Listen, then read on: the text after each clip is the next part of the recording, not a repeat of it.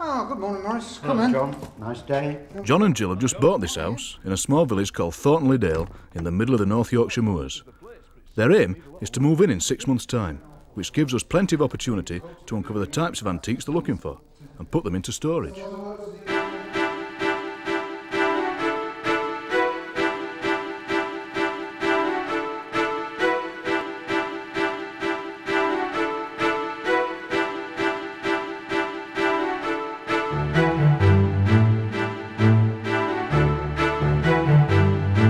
One of the great things about buying antiques is that you can be as adventurous or as safe as you like. You can always find places locally to add wonderful items full of history to your home, or you can travel the country into Europe, America or beyond. The beauty of buying antiques is that it's not something that needs to be rushed. It may have been 6 months before John and Jill moved into their house, but that wasn't the end of the antiques buying. We followed them over a long period of time afterwards in their quest to turn a house into a home.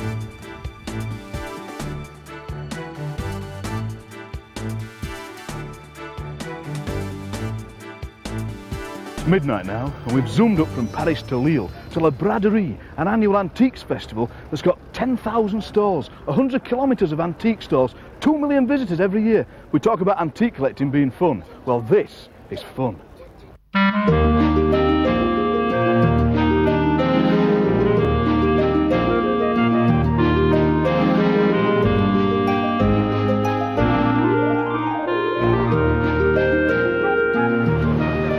Braderie got going in the Middle Ages, I believe, when the valets of the rich gentlemen were given permission to sell their cast-off clothing one weekend a year, and that has really developed into what it is today. It's a big event for this time of year, especially just before people start going back to school and coming back from their holidays, and that's makes it a big hit, I think, in this area, to do with that end of the summer feeling, and just one last final bash before you go back to school or back to work. Would you get something like this in England? I don't know of anything quite the same. We have some big commercial markets for antiques that tend to be on sort of one site, but as far as a town allowing its streets to fill up in this way, I don't know of anything quite like that. And this is obviously on a much larger scale than anything we have at home. What's the kind of things that are on sale here? Oh, wide variety. You've got people selling their own personal belongings, record collections, bits and bobs, like a car boot sale at home perhaps. But and then you've got more serious antiques available as well. But the variety is huge. Presumably it must be a bit odd buying antiques at night. You've got to be careful. Yes, you have, especially in the light. You know, it's well worthwhile bringing a torch if you come over. Everything, all the colours tend to go a little bit grey, and the odd little crack that you might not notice in this light would be extremely annoying the next morning if you've paid your limit. But yes, you've got to be a little careful, certainly. It's busy now at midnight, and it's still busy to carry on? Oh, it goes on 24 hours a day for the 3 days, and I don't know where these people are going to sleep who run these stores, or whether they're going to cover their stuff up, or I'll be interested to see later on. Yeah, so will I. We've talked a lot in this series about hands-on, and this is certainly a hands-on rummaging thing, isn't it? Yeah? Absolutely. There are lots of boxes lying in front of all the stores, and you've really got to get your hands dirty and get in there and look. You never know what you might find that somebody else might have missed at the bottom of a pile. Again, if you can put aside your initial worries that you're going to buy something either too expensive or something you don't end up liking, is that you can just strike up a conversation with the dealer and share a common passion. The city was built mainly in the Georgian period. Therefore, the antiques that have circulated around Bath emanate predominantly from this time, and of course into Victorian times in the early part of this century. We're at Lansdowne Antiques with the proprietor Chris Kemp, who specialises in painted furniture and country antiques. And this is a particularly fine corner cabinet, presumably from the Georgian period, Chris. Yes? Indeed, yes. It's an example of what we do. We basically find them covered with layers of paint, and we take them back to their original painted surface. And this one even had a kitchen, well, it had a sink sunken into that board there, and just at the bottom of the top section. Oh, this is a nice piece, Chris. very affordable price. Well, that's right. I mean, it's just a neat thing, and a lot of people are a bit worried about going into antique shops. They think it's a little intimidating and yes. whatever, and that they also think that antiques are tremendously expensive, and this is really, you know, a point against that. And they're not only, you know, they're of good value, they are tremendous investments. Yes. You take modern furniture, as soon as you walked out of the shop door, it's worth 10-20% of what you just paid. That's very true. And at the end of the day, is it going to be here in 20 years' time?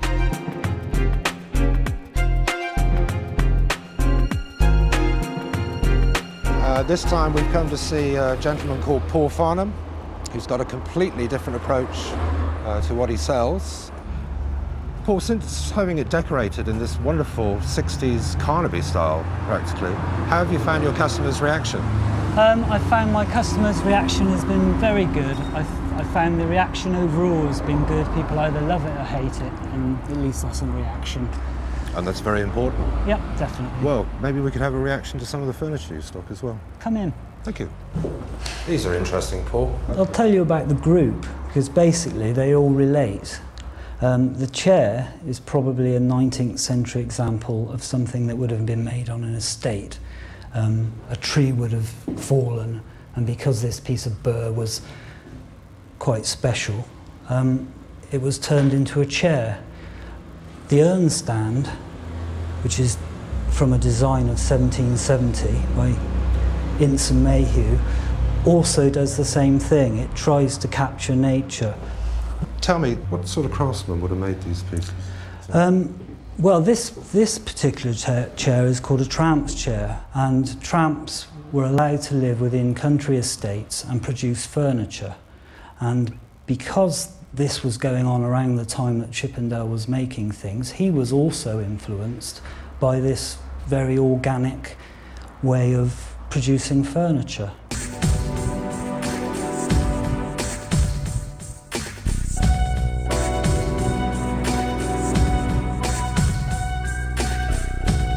So you have a philosophy of selling inexpensive as well as expensive things, which I'm sure to a lot of the general public is very pleasing, because of course they can't all afford extremely expensive items. Oh, absolutely. It gives you as much joy. Oh yeah, I'll take as much time to buy a breadboard as I will a piece of Chippendale, and I'll get as much joy out of that as anything else. This shop always has a range of things, and it always has a range of prices.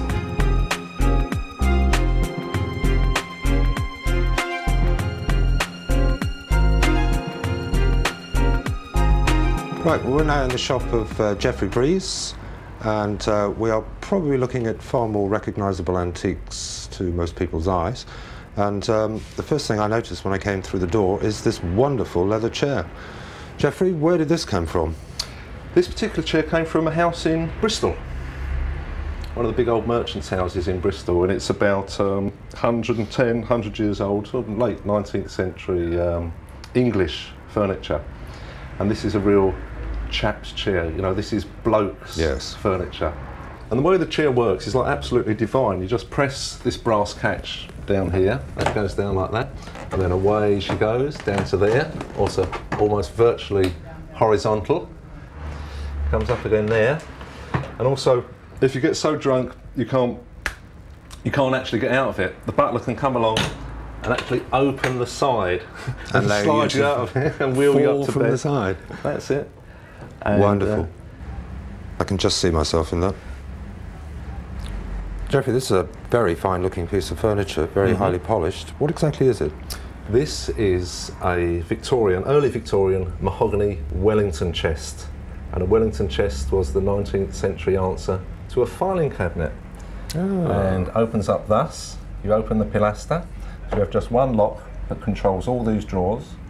Open the pilaster, and that gives you access to a full range of 7 drawers. This particular one has an absolutely lovely feature which makes it rather rare and rather special, the deluxe version, so to speak, and that is the secretaire drawer. Ah, how wonderful. So hidden in there, and we press the little brass button on either side. And a drop front. And there we go.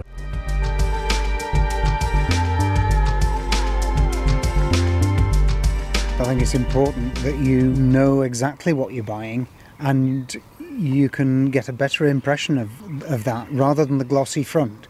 It's a bit like buying a car. You lift up the bonnet and make sure there is an engine underneath there, and you look at the back of things, you make sure that it's a genuine piece, because often the bottom or the backs of these pieces are the providence of their history.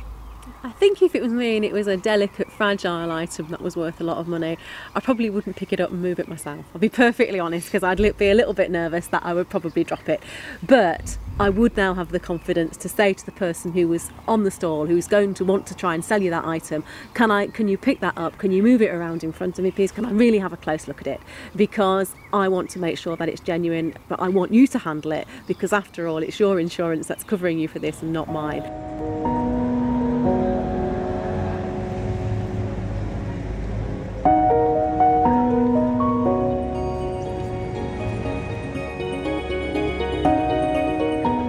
This is Montmartre, which in the 19th century was a centre of artistic endeavour.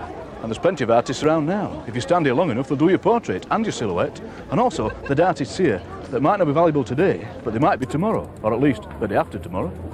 All these young artists that project their work on the side of the pavement, go through them. You will get a gut feeling about a certain artist's work. Although a lot of them are touristy, you know, the traditional boats, the traditional Eiffel Tower, etc. Amongst those you will find an artist that has something different about him.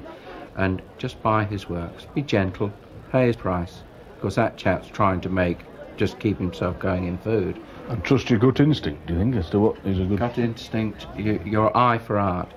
If you find that your eye is the same as, say, your friends, or some of your friends like what you like, then you know that there is a percentage of what you like is viable. They would like it, they would buy it. So that is what you look for. But look for an artist that you see his work in every picture he projects. You can see, even if he paints a horse and then a landscape, everything he does, you can see his work in it, and it comes over, and you can relate to it. And when you're furnishing a house, like we are, a contemporary work like that could sit next to an antique. Oh yes. Oh, they complement each other superbly. Mid-morning, and Maurice and I grab a few moments to gather our thoughts over a beer and listen to one of our favourite French songs. The streets were absolutely full, and it was fabulous to see that our ideal way of collecting antiques back home had been introduced to the French, i.e. making sure you took time off to have a good meal. While Maurice was doing his bit to ensure that a single European currency would never come into being, I met up with Alex, who introduced me to some very traditional French antiques. There's a nice object down there. The French custom of filling their own wine bottles at the local store. Sometimes they have nice elm handles, so you'd have your bottles that you buy the first time, and then for years and years you'll go down to your local shop and refill your bottles of wine, and this is what you'd carry them away in. Well, this kind of thing's getting popular in England? Very, very popular, because they've been very cheap for a while, but quite handy if you're drinking a bit of wine with the also for your milk, I suppose. You can use it. People often say that they're milk bottle carriers, but they're definitely for wine. Slightly larger than this would be a sort of litre size bottles of wine. It's quite grand, isn't it? Yeah. They call it bouleware, I believe, named after the chap who devised this process of inlaying brass, bronze into turtle shell or something like that. And you always find them normally in pairs. So they'd cut out the turtle shell and then inlay the brass. And then on the matching piece, it would be the other way round. So you'd have where the brass is on this piece would be the turtle shell. It's highly decorated. So Alex, we've seen things here that are typically French, but how do we define what that is? It's probably a matter of style. When one looks at the things here, in some strange way, they don't look the same as things would at home, and the decoration is slightly different. There's a lot of things with an Art Nouveau feel to them, and the same with the Art Deco that came a little later. Then you get these large things. The woods that they use on the furniture tend to be different. You see country furniture made of chestnut, for instance, which isn't a wood that we see very often back home. It is that strange thing, like you said, there's almost an indefinable thing, isn't there? You could spot it. You could spot that something wasn't English. There is, just a matter of style. We always think of the French being conscious of style, whether it is in their clothing or whatever, but the decoration certainly is different. The Lille Braderie takes place towards the end of August each year and lasts for 3 full days and nights. Although it's nice to buy items, it really is just worth visiting for a relaxing weekend to soak up the atmosphere. It also provided an opportunity for 2 wily old antique dealers to test each other out. That's quite good quality, isn't it? Yeah, but it's still nice. The orange is sweet, isn't it? That's actually earlier than it looks, the frame. Because you notice this crossband across here. This is something I think they used to do, sort of, it's an earlier method of making frame rather than, you know, where they have the, normally they just have that angle and then they pin it these days. But it's nice. It's very nice. I like the glass in it at the back. This? Yeah. Look at the orange. Yeah, that is sweet actually. He wants about 2,000. Does he? Is that what he said? Yeah. Trying to make a deal with these two almost made me feel sorry for the trader. Yeah. My impression is there's an awful lot of interesting things, and having heard that there are 10,000 stalls here, I've worked it out that you would need 5 whole days if you only spent 1 minute at each stall. Which is it's quite, you know, I mean, you would never get round everywhere, you couldn't possibly. And there's a range of stuff there, isn't there? I mean, there's things, you've seen things that you like? Oh yes, I mean, the bronzes that we've looked at are superb. And then you've got the French lights, the French mirrors again, absolutely superb. Things that you wouldn't see at home? Well, they're more difficult to find at home than they are here. I mean, whatever you're interested in, I'm sure here that you would be able to find it. And I can't wait to come back, actually. You'll be coming back? Yes, without the camera crew, and just spend a few days looking around and making some money for a change. Now, Maurice, you didn't buy that bed, why not? Well, I've got a problem, haven't I, getting it home? I think one thing that you need to think about when you come to big fairs abroad like this is transport. Yeah. I mean, invariably the things you really like are the things that you can't take home with you. So perhaps it might be a good idea to talk to the organisers of the tours and see if there's an exporter coming over with a large van and you can make arrangements to take it over. But if you had got a van, you would have bought that bed? Without a doubt. It would beat my Draylon headboard. You could sell a bed like that? Definitely, yes. And I could have made enough money on that bed to have paid for a trip here and stay on several days after. And that was it. Our trip to France was drawing to a close. We'd seen some wonderful antiques, and even though many of them were of a different style to those found in Britain, many would have fitted superbly into any home.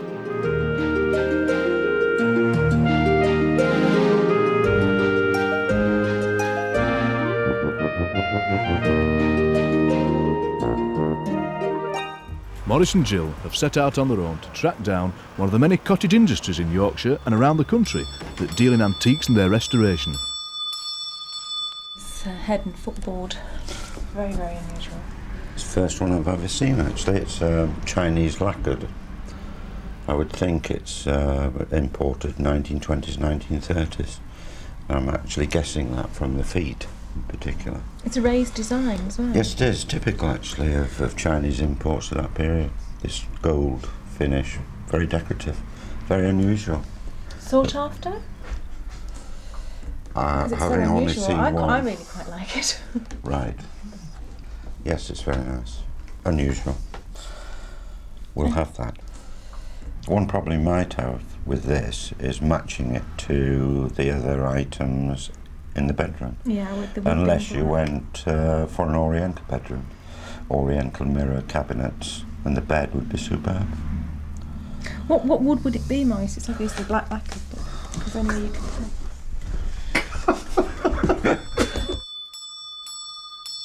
Brass was traditional from about 1840, I think the first brass and iron beds were made.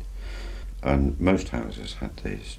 And they come in all the usual sizes, 3 foot, 3'6", 4 foot, 4'6". Right. Of course, the 4 foot bed was for the smaller cottages. I see. For the small bedrooms, so 2 squeezed into 4 foot. If you had a bigger room, you went to the 4'6". How can you tell it's a genuine Victorian bed, Maurice? You see a lot of modern brass beds. What's the difference? How can you compare? Well, by the quality. I don't think you'd find this sort of ornamentation on a modern bed, and you've only got to look at the colour of the brass. I mean, they can't reproduce this colour today. This is good Victorian brass. In the 19th century, Birmingham was the brass bed-making centre of the world, with their beds being shipped to all four corners. Now many of them are finding their way back to Jim Vance's workshop, who, with his son, restores many of them to their former glory. We buy the beds in reasonable condition. We don't buy them in very poor condition, but they still, you know, they'll be sitting in a barn or something, maybe for 20 or 30 years, and they just go a little bit rusty, and the brass might go a little bit off, a bit green, and it needs to be brought back to how it was before, when it was new, which we can do.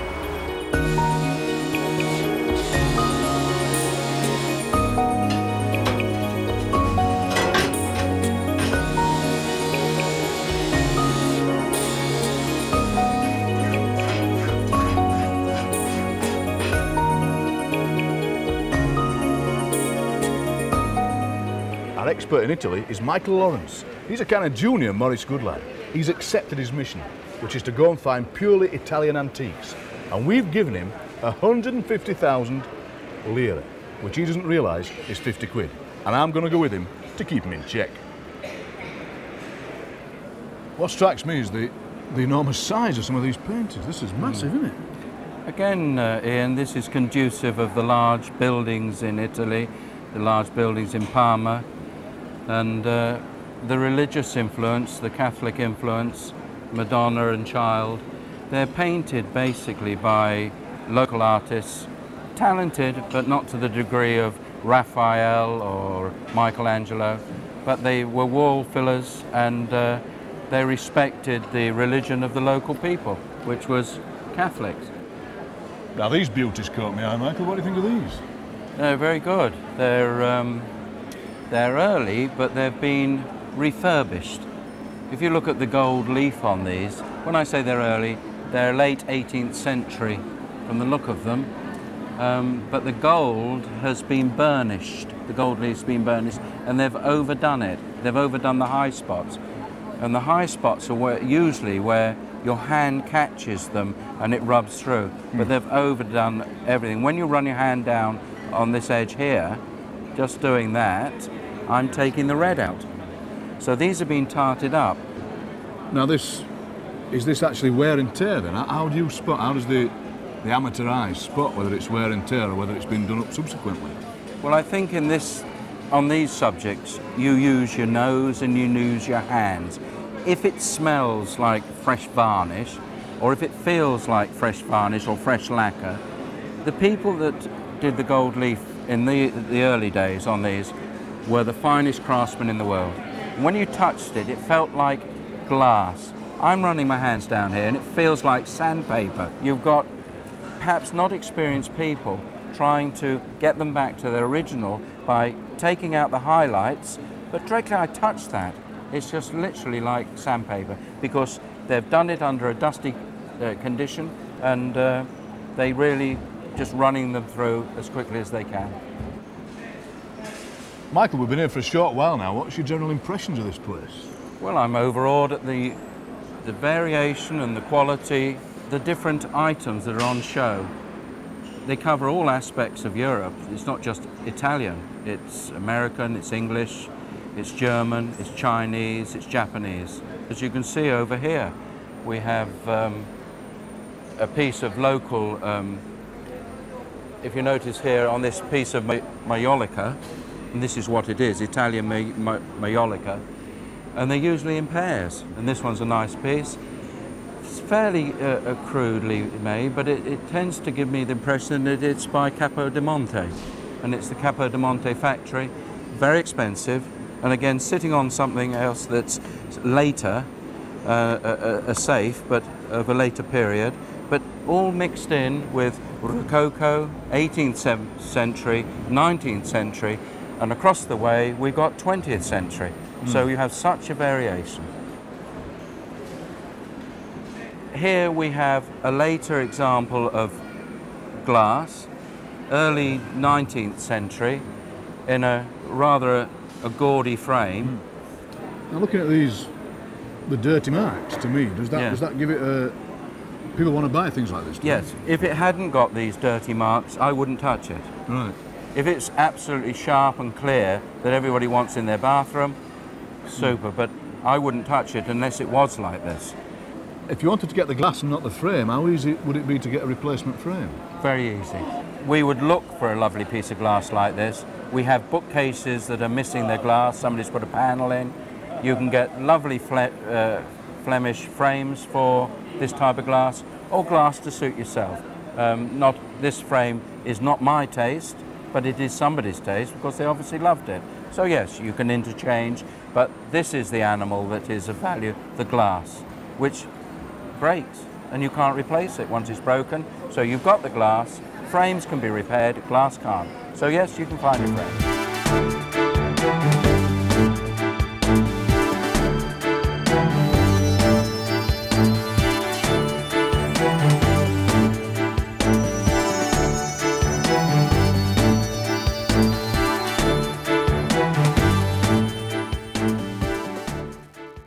In all this shop, I believe you've selected this as being your best example of Irish workmanship.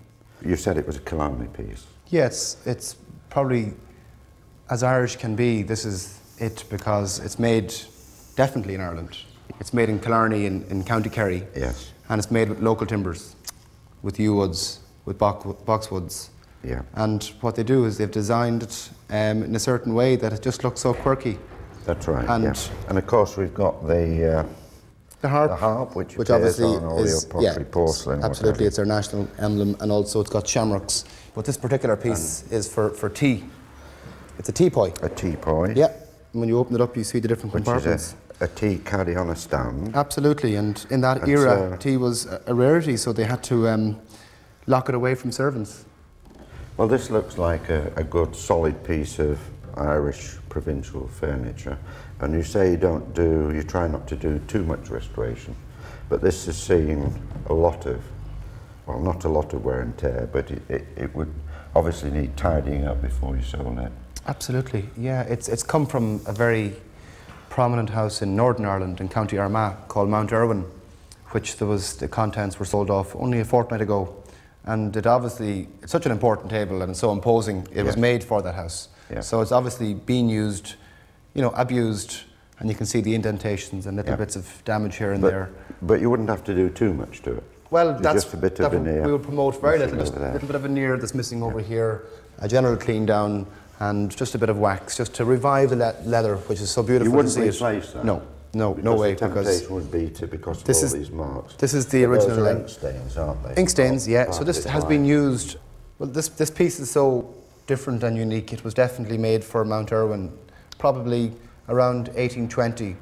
And the owners at the time probably asked a local cabinet maker, probably in Belfast or maybe Dublin, to make something for their library that was going to maybe match the architecture in the house, or something that was that bit unique. And they obviously give them a freedom because the legs are just so unique, especially the bases. Certainly, yeah. And that's why it's my favourite piece, because when you stand back and look at this, you kind of go, wow, it's so ugly, it's beautiful.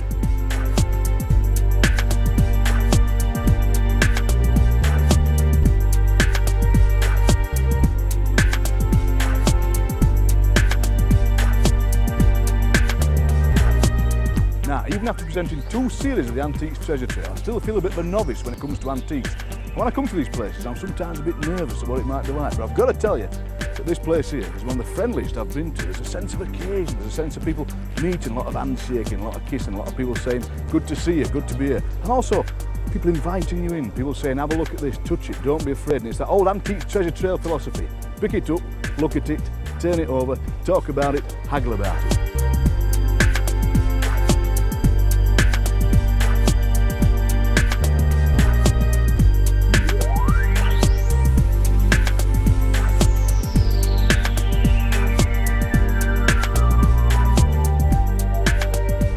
Feel a strange sense of dignity, say, and a kind of sense of history, because there's all these objects that are really, really nice. And what I like best, I think, of all the things I've seen is this fishing basket. because my dad used to go fishing a lot, and he'd take me with him, and not much would happen in the day. We'd just sit there on the bank of a river, and my dad wouldn't catch very much, and sit there for hours and perhaps catch the odd trout. And I'd have time to look round at the things around me, and the living objects, but also the things, just the fishing things, the tackle, the rods, the reels, and the baskets. And my dad had a basket just like this that he kept all his fishing flies in. And to look at it now, it breaks your heart, because it's kind of a link with the past. And that's the nice thing about this place and the place that we've been. I love the objects for what they are, you know, for the stories they tell, for the links with the past.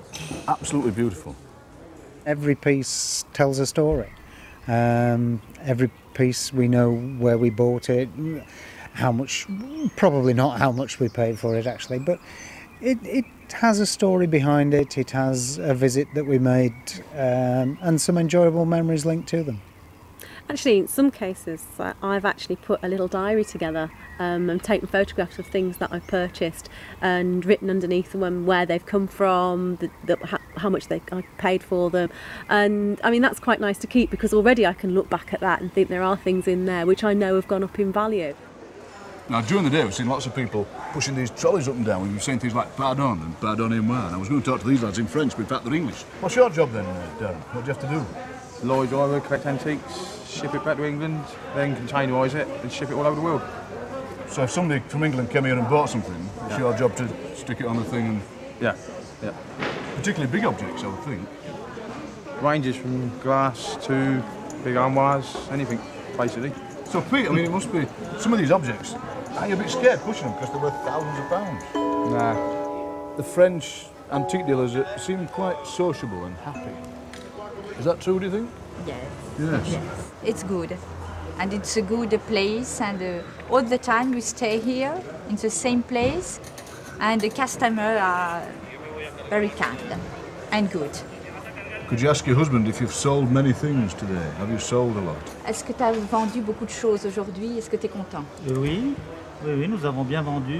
Nous avons bien vendu à des Américains, à des Anglais, des Australiens. Tout le monde entier est à la foire de Montpellier pour acheter. Yes, we've sold a lot of things to English people, Australians and Americans, because all the world comes to Montpellier to buy things. And for some reason their daughter thought that was funny.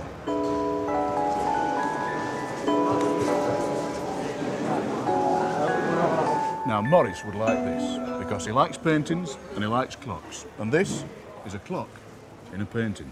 And the family were telling me over coffee that this is from 1884, probably the 1880s. It was found in an attic. And I at first thought, in my ignorance, it was just a clock face stuck on a painting. But look at this. You lift it up, and there's the workings. It doesn't work at the moment, but if this bit can play a tune, this bit rings the bell. It's an absolutely fantastic thing. I need your help. Right. I've put a deposit on this. You're going to tell me I paid too much, right? Without asking you, right? Me. Well done. I've put 200 francs Getting down. confident. Oh God, okay. 200 francs. That's not a bad price. That. No, that's the deposit, and it is. Right. Well, I know what it is. What? Tell me then. It's a stationery box. Yeah.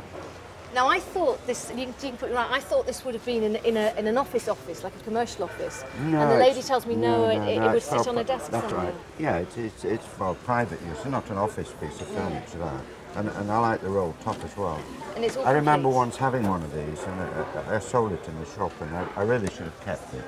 So I'm pleased if you are going to buy it. I want to start my collection properly. No, this is my money I'm going to spend on this because I think it's really pretty. Right. That's nice. So you've got to negotiate the price. So Well, I've beaten her down. Now, look at the back and you'll see the starting price. The starting price is £220. Okay, now I got my book out as you told me, and oops, Sorry. it's all right. I've got another foot there. I got it down to 1,500.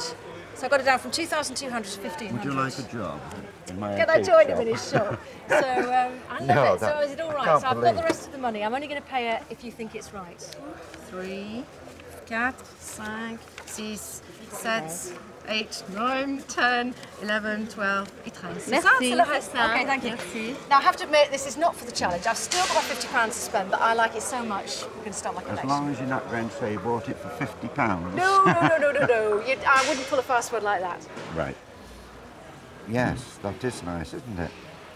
Let me say it's got got a bit of wear and tear on it, I think. No, that's glazing fault. It's no, a mustard pot. It's a mustard pot, isn't it? Well, I've just bought some mustard. Yeah. Dijon, we bought some mustard in a together, modern didn't we? jar. So I think I would like that actually for my. And my is it 50, the right price? I want this for my £50, but unfortunately the price is £85. Well, I'll have to now, wait how and would you see. like to bet that I can get that down to £50? I have an awful With feeling you're all going to my get that down to experience £50 and I'm going to have my work cut out. Now, I thought I found us the bargain of the century, Maurice, here, but I'm going to check again because if I was spending money, Right. it actually could bankrupt me because this is where your notebook is very essential. Absolutely. This is the salt box. You Yes, wanted it in that's what I've been looking Avignon. for. Okay, so Yeah, it's a lovely nice salt box, Yes, and yes. apparently it's very Provençal. It's from this area. Now we have a set of 3. The lady tells me Right. that's a salt box. Right. That's for knives. Right. I'm learning it. No, you thought that's for knives. And that, what do you think that is? Right, I only know because I've Why asked. ask me the one piece that I All don't right, know? well, I only know because I've asked. I know that's a That knife, is right, that's a for salt box. but I've flour. never- For flour? For flour, but I mean, you'd think it would all come spilling out, but that's for flour. But they look Yeah. lovely pieces. Well, the decoration's nice. Mhm. They're going to be reasonably expensive. Yeah. But I would have thought here, at this fair, round about 300 a piece, 900. £300 a piece. Madame, votre meilleur Nice. prix sur tous les 3. Le meilleur Non, prix c'est 17 000. Non, c'est 17 000. Okay. non. Well, no, c'est bon, c'est bon. d'accord. Okay, 17,000. I thought the 3 were 170. I had missed a note. Right. Bring a notebook. It says very, Absolutely very. So we cross a note off. So that It's would be... 1,700. No, that would be too much for me. No, it's too I'm much for me afraid. too. Ils sont très beaux. Merci. No, it's a toilet table, isn't it? So let's see what happens if we do this. And And this. that. So presumably There's you a put lady's toilet makeup table, so you put powders. makeup there. There's And another here- little drawer. I love opening Come on drawers. then, That's that's what not it's a drawer. It's a desk. That is No, beautiful. no, that's a not a writing table. No. What would you do with That's this? called a brushing slide, actually. So what do you do with Don't that? ask me why it's called a brushing slide. I assume you put your brushes on it. It's Oh, just an I see, extension okay. to get all your things, but you get your lipstick on and whatever on there. You'd look gorgeous in your lipstick. Watch. This is Now- beautiful actually. I mean, you could put this seriously to all sorts of different uses today because it's decorative. Yes, you could. Yeah. I mean, used like this, it's a vanity table, but it's also it could be a A writing vanity desk. table, nice.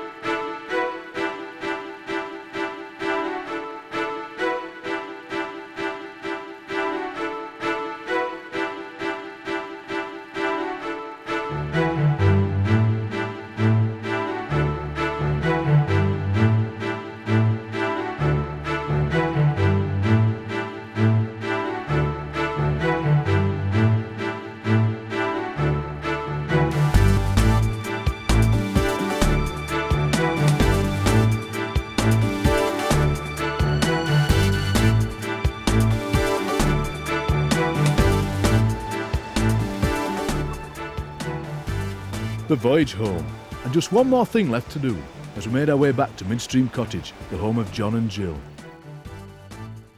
Although plenty of work still had to be done to the house, and many items still had to be purchased, Maurice and I could now leave John and Jill to their own devices, confident in the knowledge that antiques buying was not just for the elite with an open chequebook, but also that it was a great deal of fun. And what better way to ensure that was the case and end our journey than to have a gossip over a good dinner? Jill, have you enjoyed the last few weeks of collecting? Very much so, yes. Does it make you feel more confident about going out and buying things? Yes, it does. Yeah, because everybody's so friendly. Even from the car boot sale right through to the dealers who are, obviously have things in their stores and on their stalls, which are thousands and thousands of pounds, and you can go and lift the lids and have a look and touch things and open drawers, and that's quite nice. I enjoyed the auction. I thought it was great. Drifting. Yes, it's only the second auction I've been to, and it's good. The atmosphere was good, and I enjoyed seeing the action and the people bidding and the subtle ways in which they bid. And you bought something as well. And I bought something, yes. Does it make you feel more confident about going Oh, out? certainly, yeah. I'll go again just for the entertainment value. Whether I buy anything or not is immaterial. So, Maurice, once you've furnished your house, I mean, is that it, or is it a lifetime thing then? It's a lifetime thing, because once you get interested in antiques and you go to auctions and car boot sales, it becomes a disease. And I got the disease a long time ago. and came out of computers and went into antiques. And you think it's a disease that you never get cured of? No, I think once you've got the bug, you've got the bug. And what you tend to do, you tend to try and improve your collection. You swap the things that you have collected for better things as you go through life. And so it's always interesting, actually. Well, I know it's a bit of a cliche, but I've enjoyed watching this series as much as I've enjoyed making it. When I first started off, I was a complete novice about antiques. I knew nothing. And now, although I'm not an expert, I can walk into an antiques place and I can talk about antiques and maybe even buy one or two. So watch out, because next time you're at an auction, you might be bidding against me. I'll see you.